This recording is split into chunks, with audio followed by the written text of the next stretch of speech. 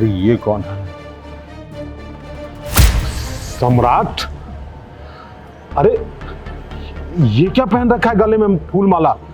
और ये लड़की कौन है? पापा मैंने शादी कर ली। क्या तूने शादी कर ली, वो भी मुझे बिना बताए हुए? सम्राट तू ऐसा कैसे कर सकता है हा? वो क्या है ना पापा कि हमारी एक बहुत बड़ी मजबूरी थी जिसकी वजह से मुझे अचानक शादी करनी पड़ी। आप प्लीज मुझे माफ कर देना। अरे ऐसी भी क्या मजबूरी थी कि तू अपने बाप को बताना जरूरी नहीं समझा? हा? तू जानता है ना कि तू मेरा इकलौता बेटा है। मैं तेरी शादी धूमधाम से करता, फिर अचानक ऐसे शादी करने की क्या जरूरत थी हा?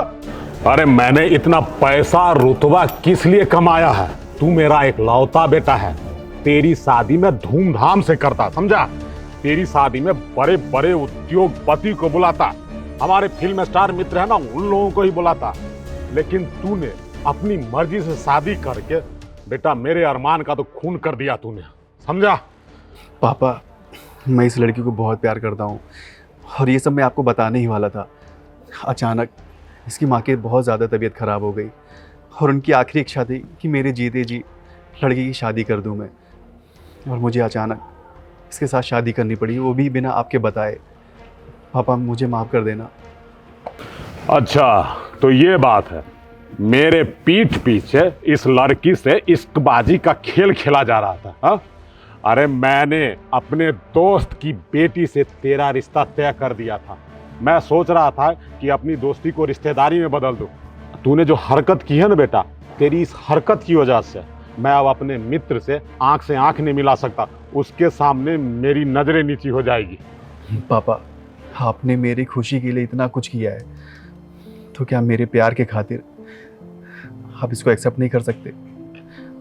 मैं इसको बहुत प्यार करता हूँ और ये मेरे साथ साथ मेरे परिवार को भी बहुत अच्छे से मैनेज करेगी, आपका भी बहुत अच्छे से ख्याल रखेगी। मैंने पहली बार आपसे कुछ मांगा पापा, प्लीज़ हमारे प्यार को एक्सेप्ट कर लीजिए। पापा मैं जानता हूँ आप बहुत बड़े बिजनेसमैन हैं, आपका बड़े बड़े लोगों के साथ उठना बैठना है, आपका रुतबा है, फेम है आपका, पर पापा क्या आप उनकी वजह से अपने बेटे की कुर्बानी दे देंगे, उसकी खुशी को यूं ही ख़त्म कर देंगे? मैं इसको बहुत प्यार करता हूँ और अगर ये मुझे नहीं मिली तो शायद आप अपने बेटे को खो देंगे। अच्छा ठीक है। वैसे एक बात बता, ये लड़की अपनी जाति और अपने स्टैंडर्ड की है ना? इसके पिताजी कौन से उद्योगपति हैं? क्या काम करते हैं इनके पिताजी? पापा आप ये किस ज़माने में जी रहे हैं? ज़माना कितना आगे जा चुका है और आप ये जात पात की बात कर रहे हैं। पापा मैं मानता हूँ कि ये नीच जाति की लड़की है, लेकिन क्या इसको प्यार करने का अधिकार नहीं है? और मैंने इसका पैसा, इसका रंग रूप देखकर इसे शादी नहीं की है, बल्कि मैं इसे बहुत प्यार करता हूँ, इसलिए मैंने इससे शादी की है। और मैं आपको बता दूँ, ये कोई बहुत बड़ी बिजनेसमैन की बेटी नहीं है, बल्कि एक साधारण परिवार की लड़की है। इसके जन्म होते ही इसके पिताजी की डेथ हो गई थी और तब से ये और इसकी माँ अपना जीवन यापन कर रहे हैं। अरे चुप कर नालायक, एक तो बिना बताए तूने शादी कर ली, ऊपर से ये नीच, और उसके ऊपर ये गरीब। बहू बनाना तो दूर, मैं इस लड़की को अपने घर में घुसने ना दूं। ठीक है पापा, अगर ये इस घर में नहीं रह सकती तो मैं भी इस घर में नहीं रह सकता।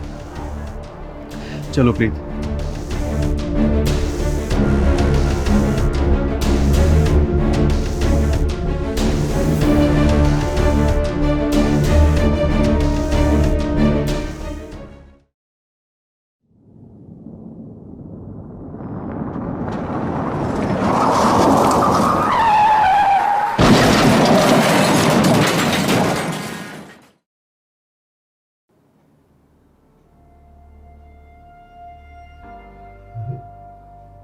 मैं कहाँ आ गया?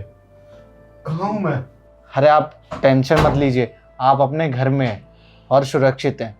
काफ़ी दिनों से आप कोमा में थे, आपकी जान एक लड़की ने बचाई है। अगर वो ना होती ना तो शायद आप इस दुनिया में ना होते। आइए खड़े होइए, पीछे हो जाइए।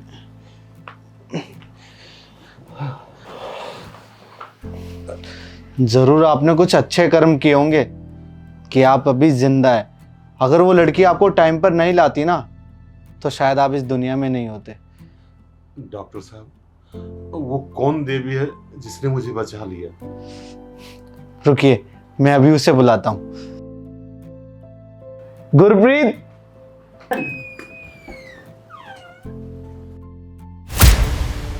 पापा, अब आपकी तबीयत कैसी है? क्या डॉक्टर साहब, इसने मेरी जान बचाई है? हाँ, इन्होंने आपकी जान बचाई है, और एक बार नहीं, दो बार। पहली बार तो आपको समय पर हॉस्पिटल लाकर, और दूसरी बार तो इन्होंने अपना ब्लड देके आपकी जान बचाई है। क्या हुआ? अरे डॉक्टर साहब, अब मैं क्या बोलूं, मैं तो निशब्द हो चुका हूं। अरे जिस बहू को मैंने इतना अपमानित किया, देखिए बुरे वक्त में उसी ने मेरा साथ दिया। सच कहा है किसी ने कि चाहे कुछ भी हो, अपने तो अपने होते हैं। मैं पैसे के घमंड में और समाज के चक्कर में इतना अहंकारी हो गया था कि मैं अपने बहू और बेटे की जरा भी परवाह नहीं की और इन्हें घर से निकाल दिया। और देखिए, समय का ऐसा चक्र चला कि मेरी बहू और मेरे बेटे ही मेरे बुरे वक्त में काम आए, और उस समाज ने मुझे जरा सा भी नहीं पूछा।